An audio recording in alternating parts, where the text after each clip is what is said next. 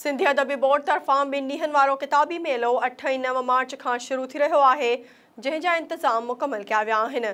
किताबी मेले में सिंधी अदबी बोर्ड, सिंध ॿोलीअ जो बाइख़्तियार इदारो, institute of Sindhology, Oxford university press, national book foundation, Sindhica academy, Roshni publication, peacock printer, Sambara publication, Daniyal Kitab Ghar, Nao Nyapo, Kachho publication, doctor Nabi Bakhsh Khan Baloch institute of heritage and research, Shamsul Ulama, Mirza Kalich bag chair ऐं ॿियनि इदारनि तरफ़ां किताबनि जा स्टॉल लॻाया विया आहिनि।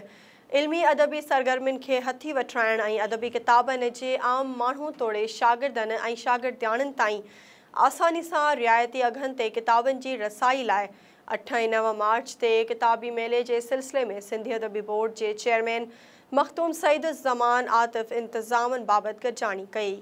क़ाइमु कयल कमेटियुनि खां मेले जे इंतज़ामनि बाबति ॼाण वरिती। उन मौक़े ते चेयरमैन मखदूम सईद ज़मान आतिफ़ हिदायतूं जारी कंदे चयो त सिंधी अदबी बोर्ड तरफ़ां हीउ किताबी मेलो तारीख़ी हैसियत रखे थो।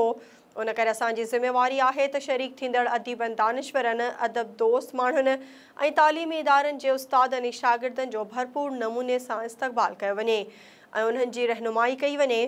मखदूम सईद ज़मान आतिफ़ चयो त किताबी मेले लॻाइण जो मक़सदु नौजवान नसल खे किताबनि तरफ़ मुतवजा करणु आहे, जंहिंमें असां कामयाब विया आहियूं। किताबी मेले में हर उमिरि जा माण्हू शरीक आहिनि, जेके किताबनि जी ख़रीदारी में दिलचस्पी वठी रहिया आहिनि।